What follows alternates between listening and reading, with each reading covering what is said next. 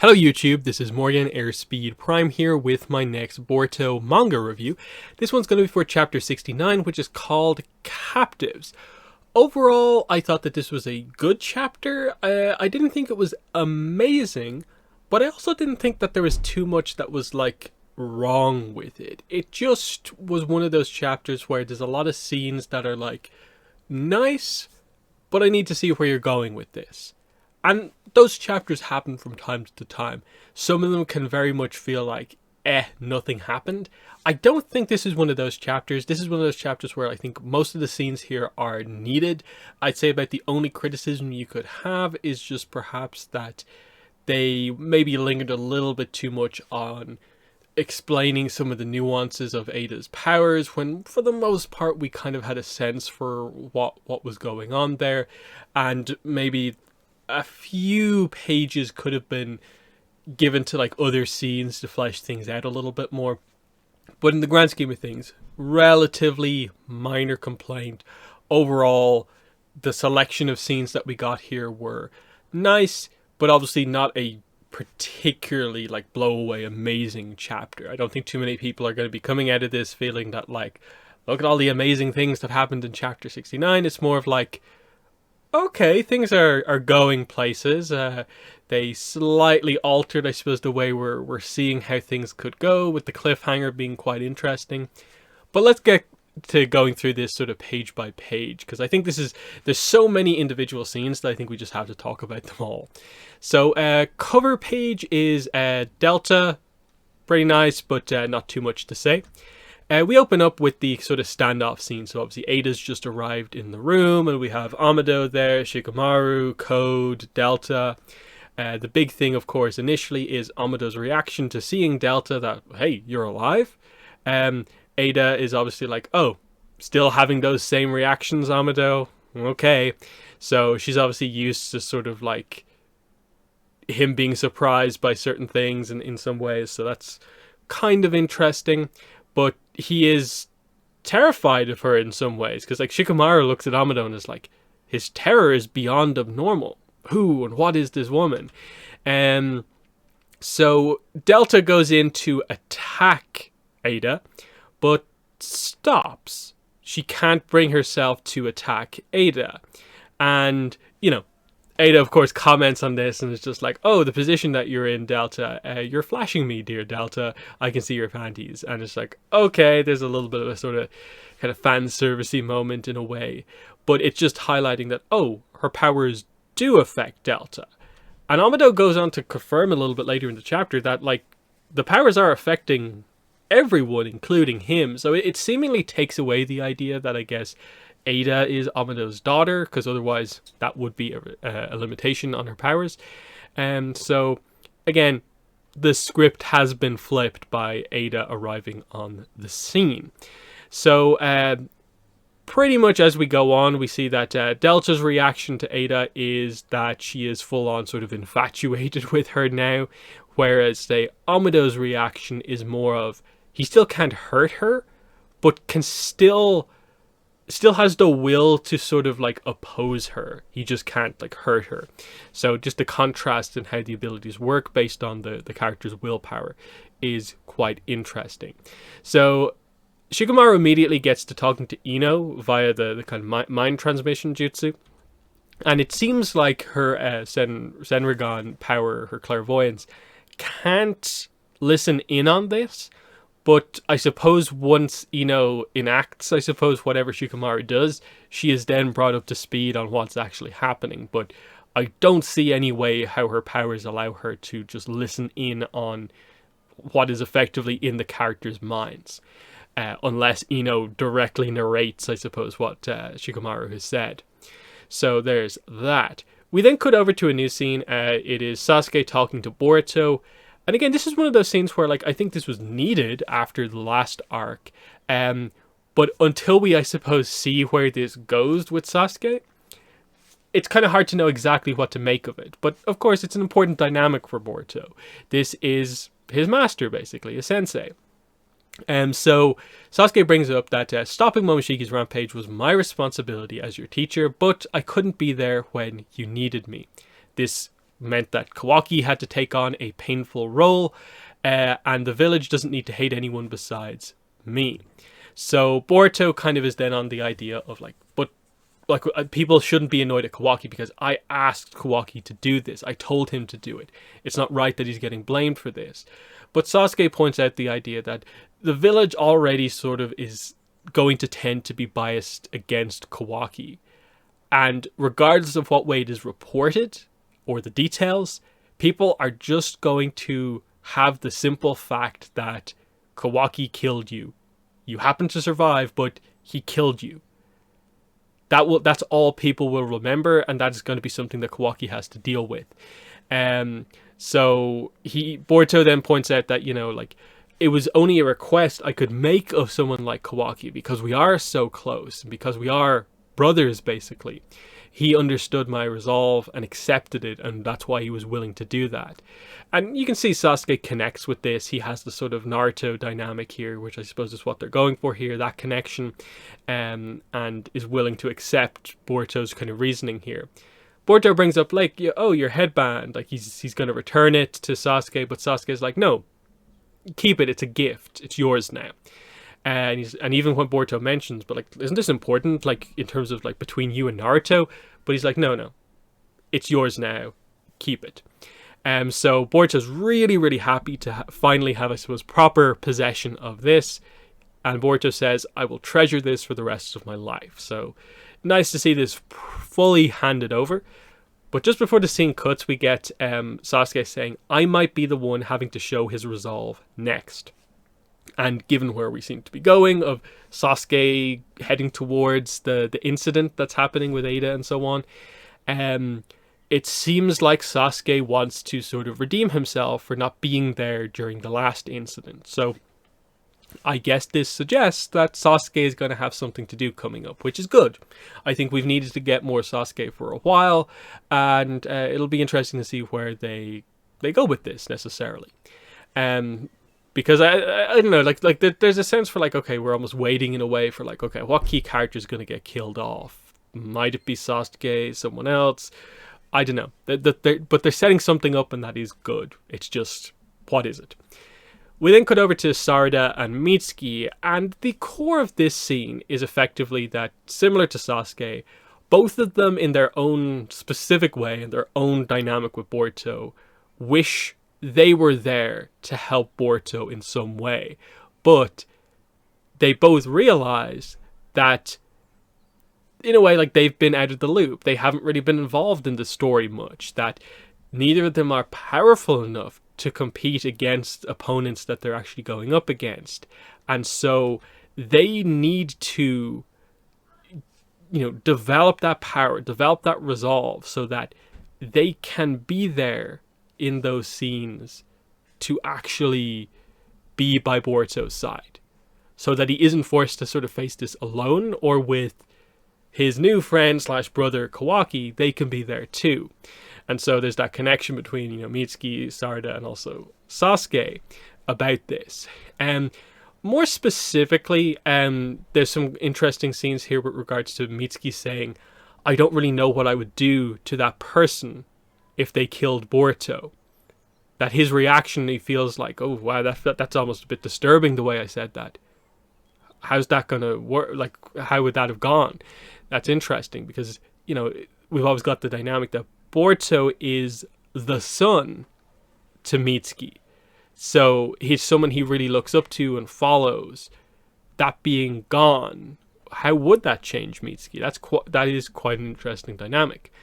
Sarada is more reflective of the idea of, similar to her father, that like, I'm starting to feel angry that we're in a way like not dependable anymore, that we can't be involved. I want to be able to help him more. I'm mad at myself for this. Interestingly, Mitsuki actually brings up at this point, so you do like him, Boruto? And Sarada, of course, has the reaction of like, what are you trying to suggest, Mitsuki? I'm trying to have a serious conversation. But she does say, I'm saying whether I do or don't has nothing to do with this. So she doesn't deny it necessarily, but she's just trying to, take it in a different direction. But she does bring up the point. You're one to talk, Mitsuki. Your eyes light up when it comes to Boruto. And she also notes a bit of a frustration with her father, that her father seems to be focusing more on sort of training Boruto than training her. So there's that too. And then this is where they, say, we have to get stronger, both of us, in order to face a mighty Otsutsuki. Power and resolve is the key here. And Sarada notes, that's a no-brainer because I won't be fit to be Hokage otherwise. So I like that in this scene, both of these characters kind of go back to what their goals are. Sarada is to become a Hokage one day, and Mitsuki is ultimately to, I suppose, support, follow, and help Boruto. And they kind of come back to that they can only do that at this point if they improve. So hopefully we actually get to see some of this, because they really have not been in focus in the manga. In a way, the manga has not had the time to focus on them, but it also has not really attempted to have an arc for either character. So I'm interested to see when and where it does bring these characters into the forefront. I'm relatively okay with like Mitsuki's sort of progression in terms of power potentially happening in the background and then revealing it more at key times, just because he's more of a secretive character with like Orochimaru being his parents and so on. I'm fine with those reveals happening in that way.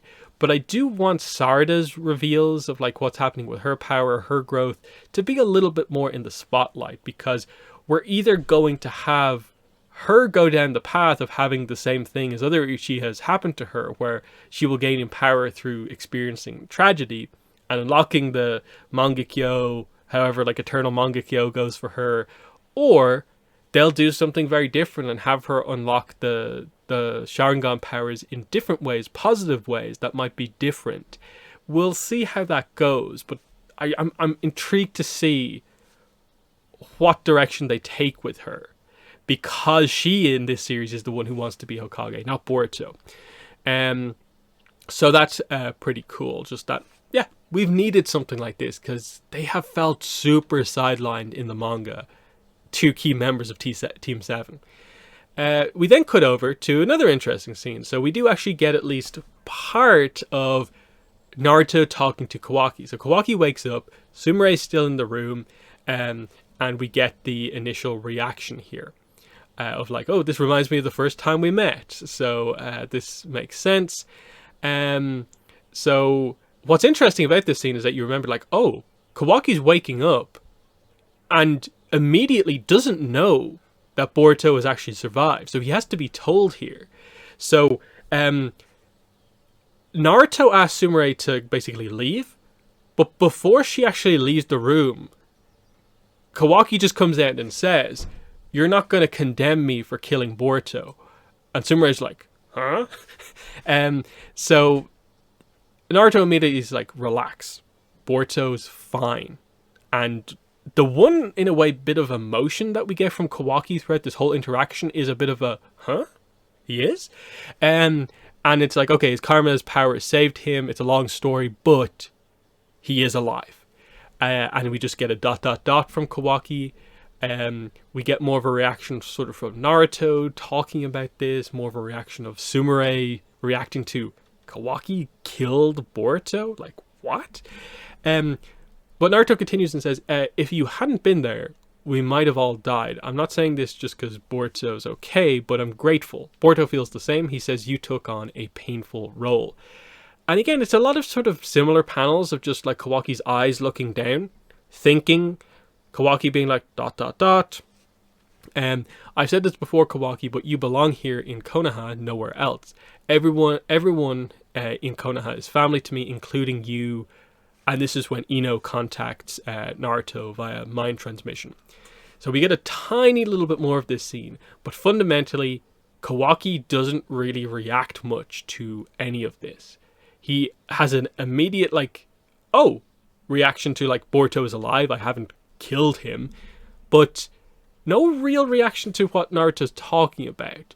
I suppose it's maybe just a situation where, like, as a character, he would expect waking up from something like this to be heavily punished or criticized for making a move like this. So he's maybe just a little almost like stunned silent that Naruto isn't going at him, being critical, being angry. He's shocked that he's not getting that reaction. He's not like happy in a way that he's being praised for it, because I suppose he knows what he did was quite serious. But it is very intriguing that we just don't get much of a reaction at all from Kawaki. So Naruto basically is like, okay, I gotta leave because, basically Sasuke and Naruto at the same time are told about the attack at the lab. Sasuke does basically say, Boruto, let's go. So he's bringing Boruto with him. So Sumire asks, is Boruto okay? And he's like, yeah, fit as a fiddle, no need to worry. So she reacts to it. But the last bit with Kawaki we get is that he looks down at his hand, at the karma mark, and just kind of glances to the side, and there's just a bit of a kind of reaction of like, oh, like something's going on here. Now, is maybe the thing he's latching onto here the idea that, oh, I've got my karma mark back, and Boruto's alive because of his karma mark, that he can't escape the karma mark situation.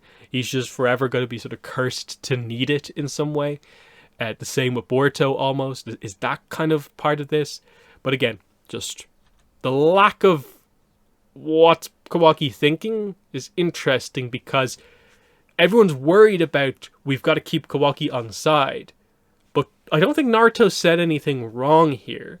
He might have been able to sense maybe from Sumire's reaction a little bit of like, oh, this is maybe how the rest of the village is going to be more like. But even she doesn't like have a particular like crazy reaction apart from just, wait, you killed Boruto, but he's okay? What? So I don't know, just interesting where that's heading. So back to the standoff with Ada and everyone. So Shikamaru uses Shadow Possession on Ada, and she plans to just walk straight through it because she thinks that no one can attack me. And she's like, oh, this worked. I guess it's because your jutsu isn't directly hurting me.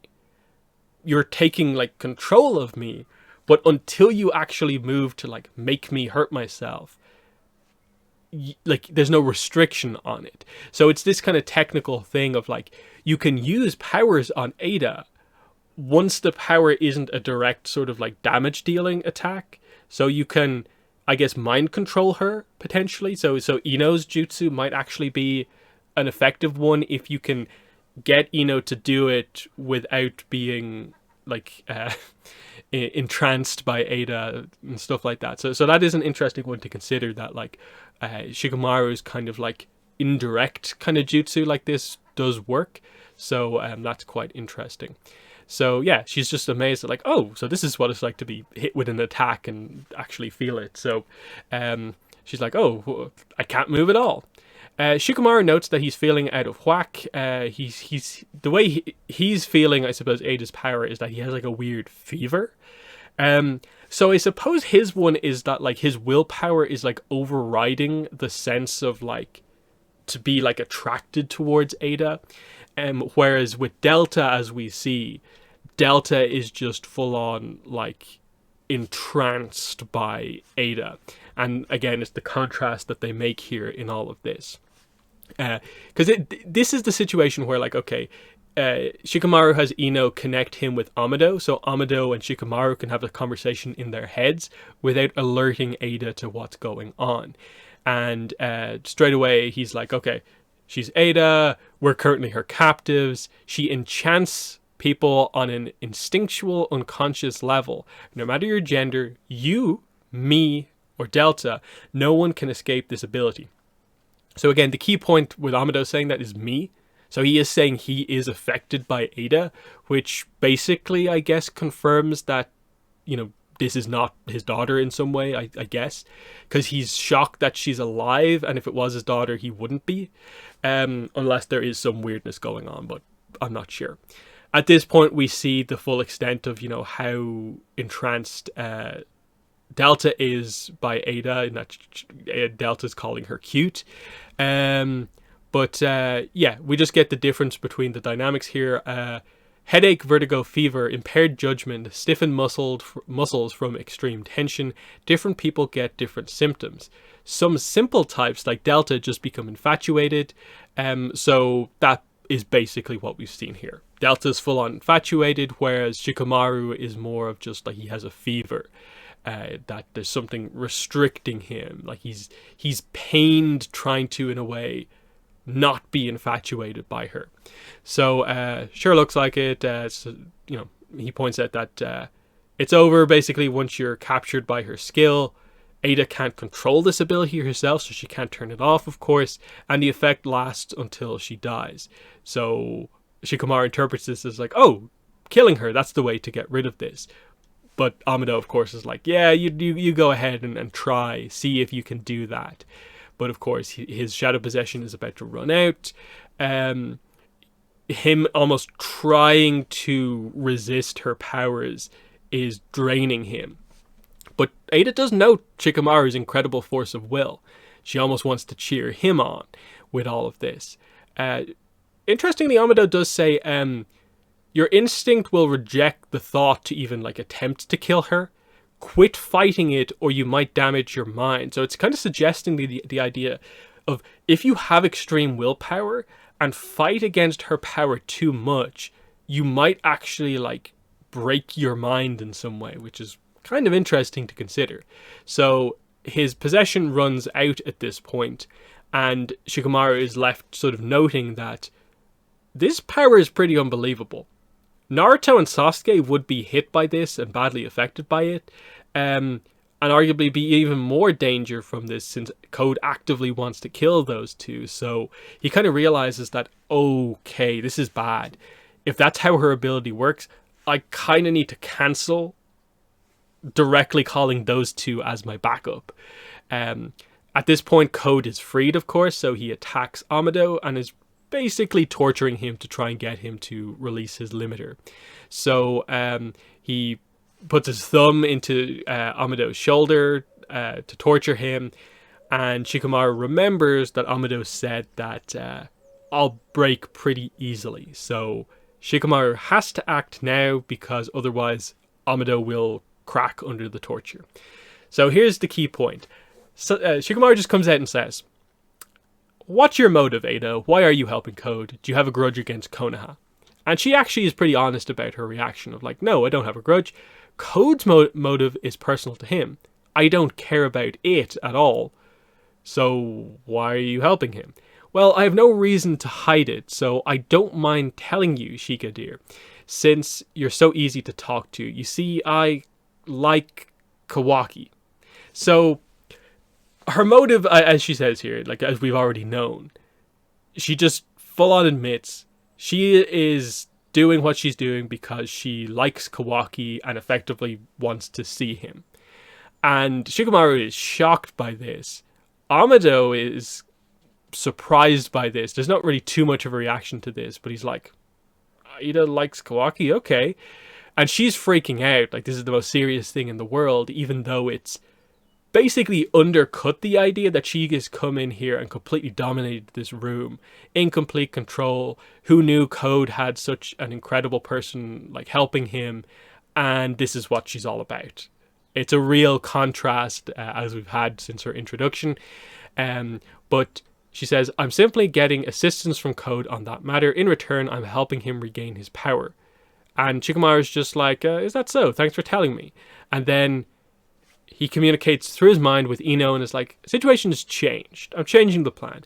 Change the lock release code for this room's door now. Don't let anyone in. Basically stall Naruto and Sasuke from arriving so they don't arrive too quickly. But he still wants them to arrive ultimately. Ino's surprised by this, but is going to do it. Interestingly, Ada's you just thought how foolish, didn't you? Which is not, obviously, as we saw, what he's thinking. But he has to sort of play along and be no. I was just surprised. It's great, wonderful. I almost want to support your feelings. So, Ada, I have a proposition for you. Won't you come over to Konoha? Think about it. I believe we can mutually aid each other. And afterward, you can tell Kawaki how you feel. Or whatever else you want. And Code's what?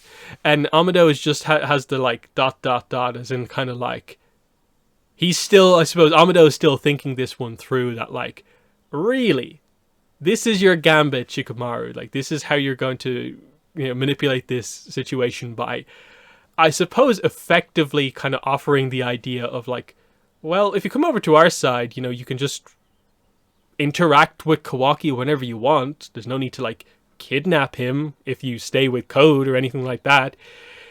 It's a very simple move, but if this is in fact everything that drives Ada, this should work. And that's what's so interesting about this, is that based on everything we've seen with her, multiple scenes of her basically saying to Code that I am helping you because you can help me accomplish what I want, which is to see Kawaki.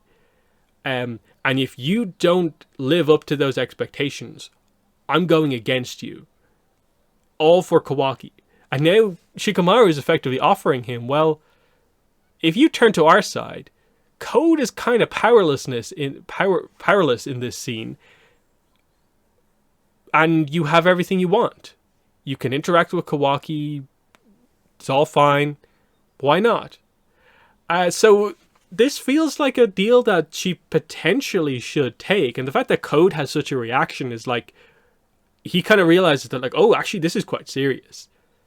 That, yeah, like, I'm going to be getting Kawaki for her by kidnapping him.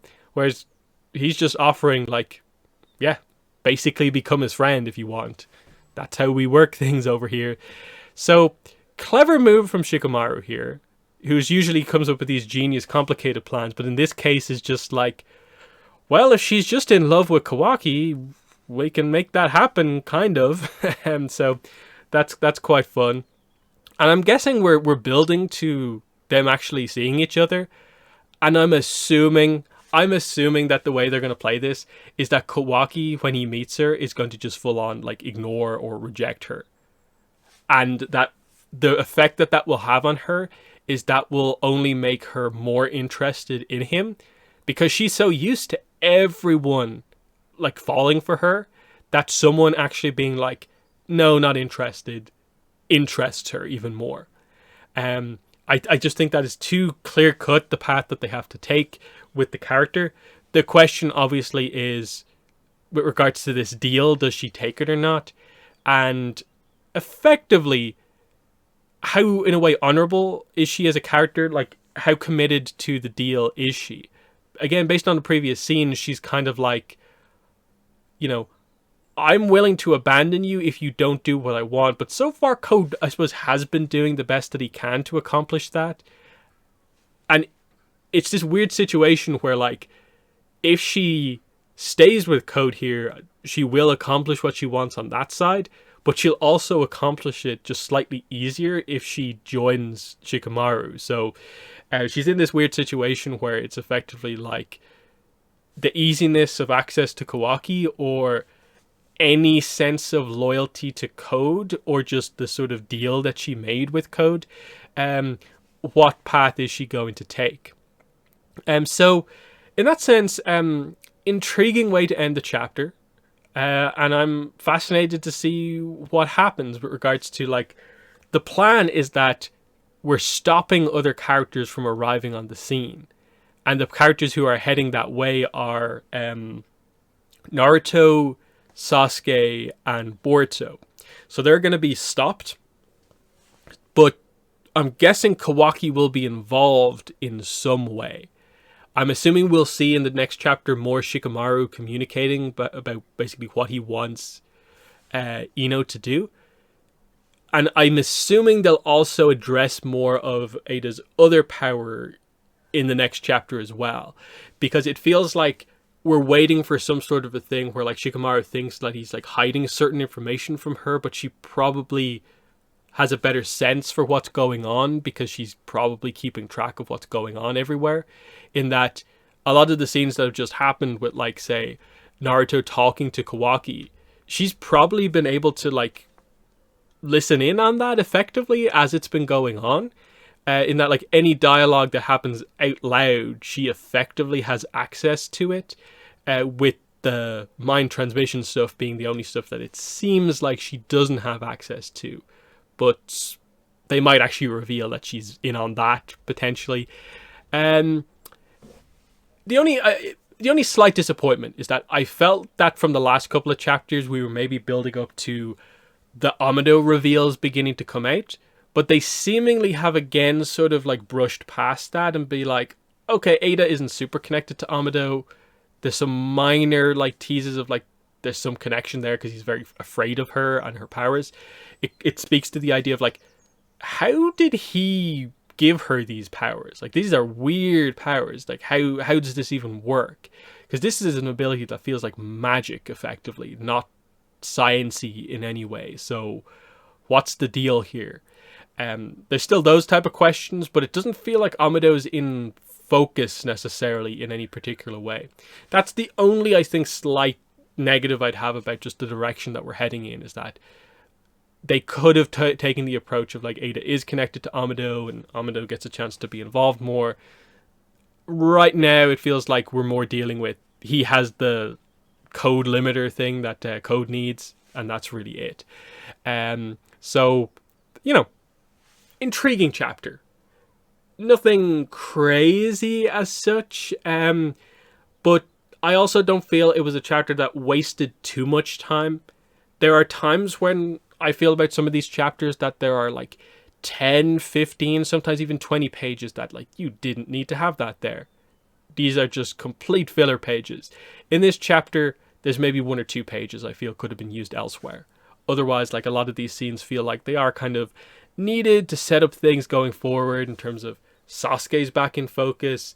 It looks like there's maybe some plans for Mitsuki and Sarada to have some stuff going on. We at least have opened the conversation between Naruto and Kawaki, and it seemed to have gone okay. But they're also not having Kawaki give much away in terms of how he's reacting to things. And I'm intrigued for that, to see like when he finally starts to talk about what are his feelings on what happened and where he is now. Does he realize that maybe he can't stay in the village anymore because the news will spread about what he did, and already things weren't like amazing, and this has just made it so that it's not fantastic. Even though the people close to him likely are going to be very understanding of that, it's going to be tough to just walk around and people whispering basically around him. It kind of already happens, but now it's going to be even more so. And is he going to be okay with that? Because the person that opinion he cares about the most, Naruto, is also being very reasonable about it. But why the lack of an emotional reaction of like, I'm glad you don't hate me or anything like that? That's quite interesting. But yeah, I'm pretty much just going to wrap it up there. Of course, we'll have more of a chance to talk about this chapter when I do like my preview for the next chapter, chapter 70. But in the comments, let me know what your thoughts were on Boruto chapter 69. But that has been the video. Thanks for watching, and bye.